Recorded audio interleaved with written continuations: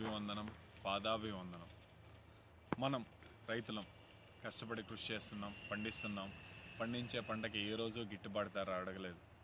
ఎందుకంటే ప్రభుత్వం ఏదైతే ఉందో అది ఏ ప్రభుత్వం అన్నా ఉన్ని మనకు మేలు చేస్తుందనే ఒకే ఒక కారణంతో మనకు రావాల్సింది మనం వస్తుంది అనే ధైర్యంతో ఉన్నాం ఇన్నాళ్ళుగా. కానీ ఈరోజు మనం పండించే మామిడికి మనం గిట్టుబాటు ధర అడగలేకపోతున్నాం. ఒక మొబైల్ ఫోన్ ఉంది, మనం వాడతాం. 5,000, 10,000, 20,000, 1,00,000, 2,00,000 ఉంటుంది. ఎందుకంటే ఆ వాడు దాన్ని తయారు చేసి దాన్ని బట్టి వాడి డబ్బులు ఎంత ఉందో అది వాడు విక్రయించే ధరకు వాడు పెడతాడు. దాన్ని మనం మాట్లాడకుండా కొంటాం. మనం వేసుకునే బట్టలు, ఆ కుట్టే కూలి, వచ్చే నేత, చేసే పని అన్నిటికీ కలిపి వాడు 500 ఒక సొక్కా అంటాడు, కొంటాం. మన రైతుల సోదరులకైనా ఈ పచ్చ కండువ మన రైతులది, దీన్ని 200 అన్నా కానీ మనం ఆలోచించకుండా మనం కొంటున్నాం మన రైతులది అనేసి. అదే విధంగా జరిగే మన ప్రభుత్వం మన ప్రభుత్వం కాదు, మన రైతులు మనం పండించే పంటని మనం ఎందుకు ప్రభుత్వానికి అమ్మలేకపోతున్నాం? సరే, ప్రభుత్వం వద్దు, వినియోగదారులకు ఎందుకు అమ్మలేకపోతాం? ఈరోజు ఇండియా మొత్తం మీద కాకపోయినా సరే మన ఆంధ్ర రాష్ట్రంలో మెండుగా సేల్ అవుతున్నది ఒకే ఒక కూల్ డ్రింక్స్ ఉన్నాయి. మన భాషలో చెప్పాలంటే Thums Up, Coke, Coca Cola, Thums Up, Mirinda, Fanta. పక్క దేశాలు, పక్క రాష్ట్రాల నుంచి అవి వస్తున్నాయి. కానీ మన దేశంలో పుట్టి, మన రాష్ట్రంలో పుట్టి, మన కోసం తన శ్రమ ఓర్చి పండిస్తున్న ఈ పంట, దీని నుంచి వచ్చే మాజాన్ని ఎవరూ తాగరు. దీని నుంచి వచ్చే రైతు, దీన్ని పండించే రైతు ఏ రోజు కూలిగానే ఉన్నాడు. మన రాష్ట్రంలో రైతే రాజు, రైతే దేవుడు అనే రోజుల నుంచి రైతు అనే వాడికి విలువ లేకుండా పోయింది. ఈరోజు రైతుకు పెళ్లి కావాలి అంటే వాడు రైతా కూలి పని చేసుకుంటున్నాడు, వాడికి బిడ్డని ఎవరు ఇస్తారు అనే రోజుకి వచ్చేసింది. ఎప్పుడు మారుతాయి ఈ రోజులు? ఎన్నటికి, ఎప్పటికీ? ఈరోజు రైతే రాజన్న వాడు రేపు రైతు అనేవాడిని మనం గూగుల్లో వెతుక్కోవాల్సింది. ఈరోజు మనం గూగుల్లో ఏఐ వచ్చింది, అన్నీ వచ్చింది. మన పురాతన స్థలాల గురించి ఆలోచిస్తున్నాం, ఎక్కడెక్కడ ఏమేమి ఉనింది అనేసి. రేపు రైతు అనేవాడిని కూడా గూగుల్లో ఎత్తుక్కోవాల్సిందే మనం. ఇదే విధంగా ఉంటాయి. ఎక్కడ చూసినా కలుషితం, ప్లాస్టిక్ బియ్యం, ప్లాస్టిక్ పండ్లు, ప్లాస్టిక్ మావుళ్ళు, ఇదే విధంగా అయిపోతుంది. ఈరోజు ఈ వీడియో చేయడానికి ముఖ్య కారణం ఏమనగా, ఈ సంవత్సరం 2025 మనం మామిడి పండ్లు తోలినాం ఫ్యాక్టరీలకి. ఆ రోజు రేట్ ఏముంటుంది అనేది మనకు తెలియదు. మనకు తెలిసి వచ్చింది ఏమని, మన కలెక్టరేట్ గారు, మన ప్రభుత్వం అందరూ కలిసి మనకి ఇచ్చిన హామీ ఏమంటే 8+4 అనగా 8 రూపాయలు ఫ్యాక్టరీ వాళ్ళు ఇస్తారు, 4 రూపాయలు ప్రభుత్వం ఇస్తుంది అని. ఆ 4 రూపాయలు 8 రూపాయలు కలిస్తే 12 రూపాయలు. అయినా గిట్టుబాటు ధర కాదు. మనం కొట్టే మందులు, మనం విక్రయించే ధరలు. మామూలుగా చెప్పాలంటే మనం ఇప్పుడు మే నెలలో ఫ్యాక్టరీలు ఓపెన్ అవుతాయి, ఏ రైతుకి నష్టం లేకుండా జరుగుతూ అనేది. ఈసారి ఫ్యాక్టరీలు వాళ్ళు తెరవడమే లేట్ అయింది, వాళ్ళు ప్రొడక్షన్ స్టార్ట్ చేయడమే లేట్ అయింది. అప్పటికే సగం పంట భూదేవి తీసుకునింది. ఎందుకంటే మనం చేసుకోలేని పరిస్థితి. భూదేవి తిన్న తర్వాత మనకు మిగిలింది ఏదో మనం ఎత్తుకొని పోయి అమ్ముకున్నాం. దానికోసం ఈరోజు మనం పోరాటం చేస్తున్నాం. 8+4 అనగా 12 రూపాయలు ఒక కేజీకి ప్రభుత్వ తరపున. మన చిత్తూరు కలెక్టర్ గారు ముందుగా చిత్తూరు అనేసి ఎందుకు చెప్తున్నానంటే, మన చిత్తూరు జిల్లానే మామిడి పంట అధికంగా ఉండేది కాబట్టి మన చిత్తూరు జిల్లా కలెక్టర్ చెప్పిన విధంగా, మన గవర్నమెంట్ చెప్పిన విధంగా 8+4 అన్నారు.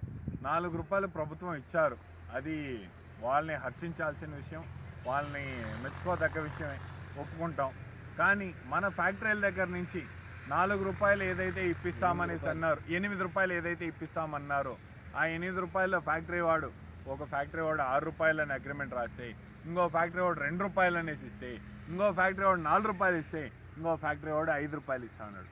సో అంటే వాళ్ళకి తగిన రేటు వాళ్ళు ఫిక్స్ చేసుకుంటా అన్నారు. కానీ పండించే రైతుకి ఎక్కడి నుంచి ఉంది ఈ న్యాయం? ఈ న్యాయం కోసమై రేపు 22వ తారీఖు సోమవారం చిత్తూరు జిల్లా కలెక్టరేట్ దగ్గర కలెక్టర్ గారిని ప్రశ్నించాల్సిందిగా మన రైతు సోదరులందరినీ కోరుకుంటున్నాం. ఆ రోజు మీరందరూ ఒప్పుకుంటాను, అందరికీ పనులు ఉంటాయి, అందరికీ ఇబ్బందులు ఉంటాయి, వాళ్ళ పనులు వాళ్ళకుంటాయి. గో పరిశ్రమ కావచ్చు, మేకల పరిశ్రమ కావచ్చు, ఒక మడి నాటేవాడు కావచ్చు, చెనగింజలు వేసేవాడు కావచ్చు. ఈరోజు మనం చేసే పోరాటం ఉత్త మామిడికాయల కోసం కాదు. రేపు నువ్వు వేసే శనగ్గింజలకైనా, టెంగాయలకైనా, ఆవు పాలకైనా, ఇంకొక విధానికైనా, అన్నిటికైనా ఈరోజు మన తొలిమెట్టుగా రేపు మన మామిడికాయల సదస్సుని కలెక్టరేట్ ధర్నాన్ని విజయవంతం చేస్తేనే రేపు వచ్చే శనగ్గింజలైనా ఆవు పాలైన ఉత్పత్తి అయినా దేనికైనా మనం పోయి పోరాటం చేయగలం. ఈరోజు కాదనుకొని మనకెందుకులే, మనకు వచ్చేది మనకు వస్తుంది, ఎవడో పోరాటం వాడు చేస్తాడు అనేసి అనుకుంటే అది మీ మూర్ఖత్వం. మేము చేస్తూ ఉండేదైనా మేమైనా సరే, మీరైనా సరే, మనం చేస్తూ ఉండేది మన కోసం.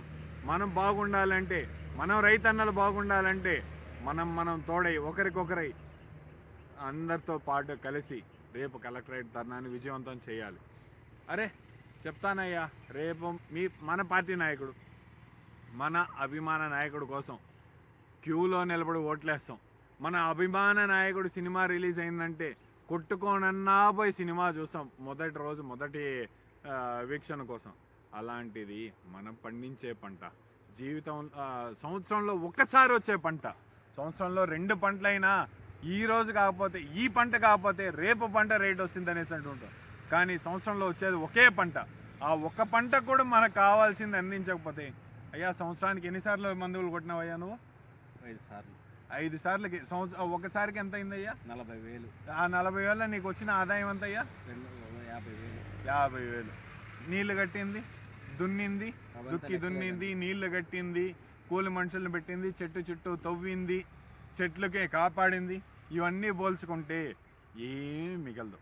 ఇవన్నీ ఆలోచించి మీరు చెప్పిన రేటుకి మేము ఒప్పుకున్నాము, కానీ మాకింత కావాలనేసి ఈరోజు కూడా మేము పాటు పడలేదు.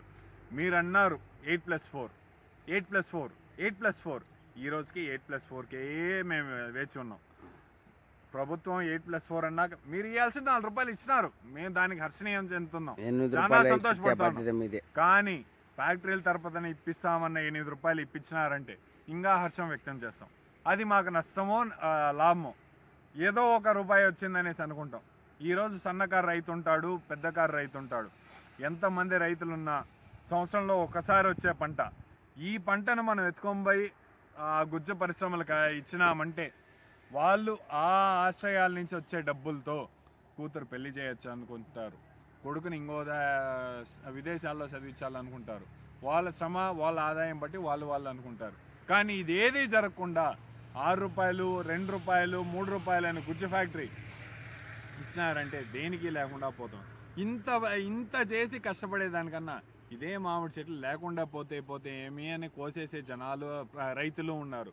ఇదంతా ప్రభుత్వం మరియు కలెక్టర్ గారు మరియు గుజ్జు పరిశ్రమల వారు ఆలోచించి రైతులను ఆదుకోవాల్సిందిగా కోరుకుంటున్నాం. కానీ రైతన్న మీకు చెప్పేది ఒకటే, రేపు 22 ఆ రోజు మనం పోరాడలేదంటే జీవితంలో మనం ఏ రోజు పోరాడేదానికి మనకు అర్హత లేదు.